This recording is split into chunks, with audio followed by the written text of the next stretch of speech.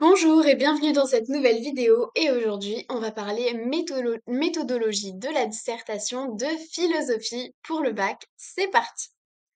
Alors tout d'abord, la première chose à faire, c'est un brouillon. J'espère que je ne t'apprends rien. Dans le brouillon, il y a plusieurs étapes. La première étape du brouillon, c'est de lire le sujet plusieurs fois pour être sûr de bien le comprendre. Ensuite, je vais définir les mots-clés au brouillon. Même si en apparence ils sont faciles à comprendre, il ne faut surtout pas échapper à cette étape, il ne faut surtout pas l'oublier. Eh bien pourquoi? Parce que parfois, un mot très important peut avoir deux significations, deux sous-entendus différents. Et si on ne fait pas l'effort de le définir au brouillon, eh bien on ne trouvera pas ces deux sens. Ou alors on se rendra pas forcément compte que en réalité, eh bien on comprend mal ce mot et du coup, on ira droit direction le hors-sujet. Et c'est quelque chose qu'il faut impérativement éviter.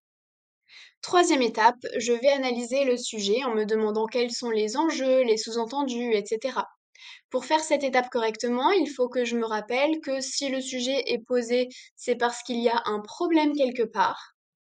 Un sujet auquel on peut répondre en 10 minutes n'est pas un sujet de disserte et si on a 4 heures pour traiter ce sujet, c'est pour une bonne raison.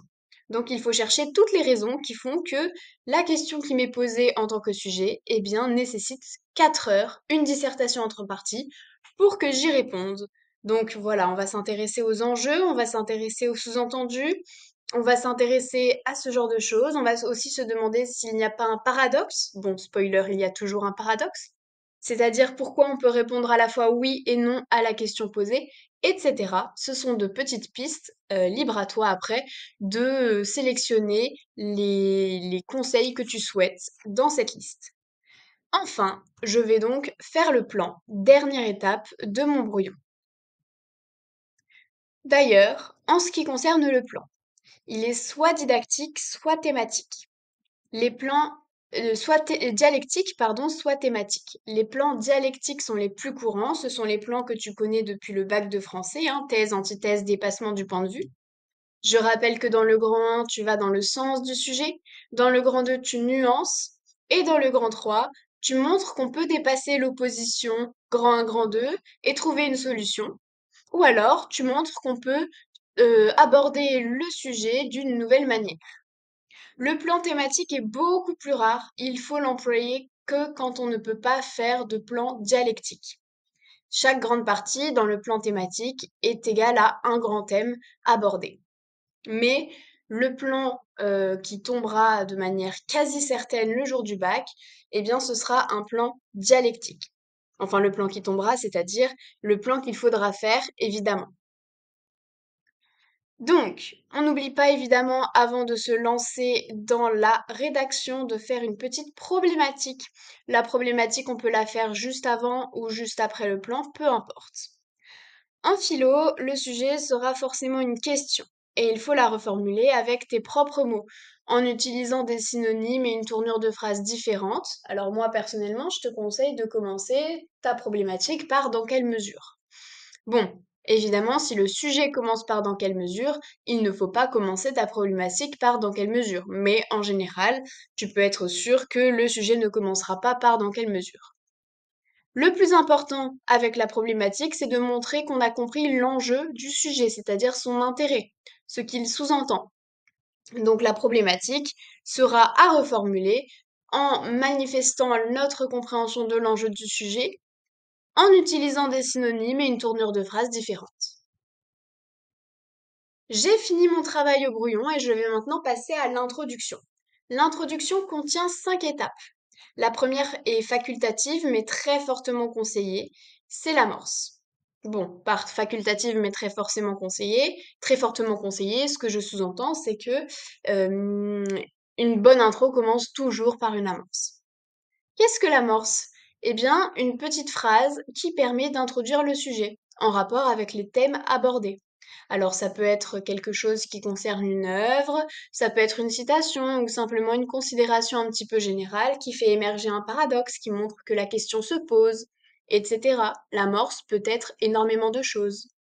Ensuite, il faut recopier le sujet, faire l'analyse du sujet, recopier la problématique qu'il faut annoncer en écrivant par exemple «Ainsi, il s'agira de se demander blablabla problématique».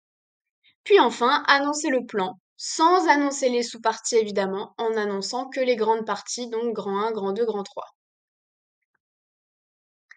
L'introduction peut s'organiser de la manière suivante. Alors, c'est une ossature d'introduction, c'est une structure type, évidemment. Ce n'est pas indispensable d'utiliser cette structure plutôt qu'une autre. Et si tu ne l'utilises pas, tu ne vas pas perdre de points. D'accord? C'est juste un modèle qui peut t'aider à mieux relier entre elles les différentes étapes.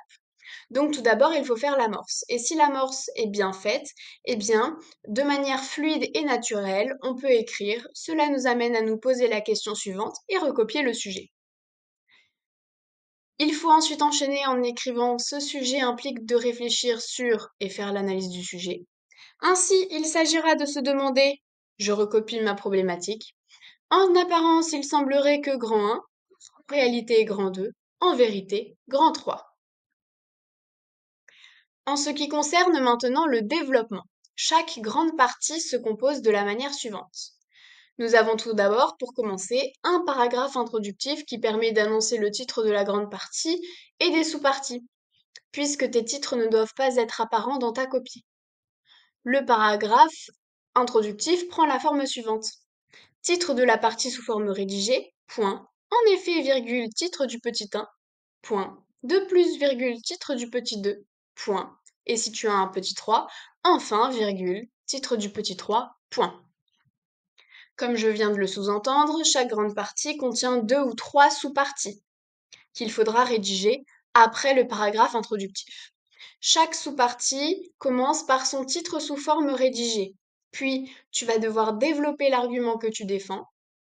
De manière facultative, tu vas devoir rajouter une référence philosophique, et ça, on en parle dans quelques secondes. Et enfin, tu vas évidemment rajouter aussi un exemple pour illustrer ton argument. Et donc là, comment faire cette fameuse étape numéro 3 d'ajouter une référence philosophique? Comment parler des philosophes que tu as vus en cours? Eh bien, déjà, c'est quelque chose d'incontournable. Il faut toujours le faire uniquement après ton argument développé, parce que c'est ton argumentation qui est plus importante que les philosophes.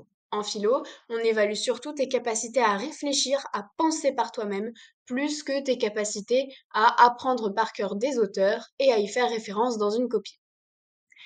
Les philosophes, tu n'as pas à les citer dans chaque sous-partie. Moi, je pense que si tu cites deux, bon, deux fois c'est peut-être un petit peu léger, mais deux ou trois ou quatre fois des philosophes dans toute ta copie, eh bien, c'est pas mal du tout. C'est même quelque chose de très bien. D'accord? Il ne faut pas les citer dans chaque sous-partie. Il ne faut pas non plus ne pas en citer. Attention, n'oublie pas de les citer. Et il faut également faire attention à ne pas trop en citer, au risque de répéter ton cours sans réfléchir et au risque donc de faire un hors-sujet. En effet, si tu as un philosophe par sous-partie, eh bien c'est peut-être parce que tu te formates trop par rapport à ton cours, peut-être parce que tu te forces trop à recopier ton cours et que tu fais passer à un plan un peu secondaire ta propre réflexion. Dans ce cas-là, attention, parce que ce n'est pas très très bien. Ça annonce que tu fais probablement un hors-sujet, puisque tu fais passer ta réflexion après les références philosophiques, et c'est l'inverse qu'il faut faire. Enfin, quand tu parles d'un philosophe, il faut développer le plus possible l'opinion du philosophe pour montrer en quoi elle appuie la tienne. Il ne s'agit pas de tirer une conclusion de son opinion et de montrer en quoi tu peux trouver un argument. Non, non, non, c'est ton argument qui est prioritaire et ensuite son opinion, l'opinion du philosophe. Et dans la manière dont tu vas la développer dans ta copie, eh bien, tu vas montrer qu'elle confirme ton opinion. Ce n'est pas l'inverse. Et enfin, on passe à la conclusion. La conclusion, elle est relativement simple. 1. Je réponds à la problématique en la reformulant de manière affirmative. 2. Je résume mes arguments principaux sans rappeler d'exemple ni rajouter un argument qui n'est pas mentionné dans le développement. C'est dans l'étape 2 qu'on va pouvoir nuancer notre réponse affirmative à la problématique, hein, qu'on va pouvoir montrer qu'en réalité le problème était bien plus complexe et qu'on ne peut pas être forcément catégorique. Et petit 3, je vais faire une ouverture si je peux. C'est une référence à une autre œuvre, un autre auteur, c'est une référence à une autre thématique aussi, etc.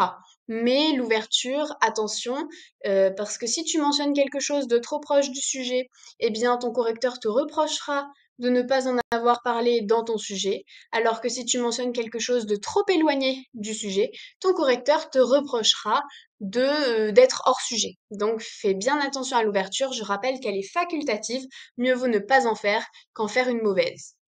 Et enfin, il est absolument indispensable de relire l'intégralité de ton devoir pour corriger tes fautes.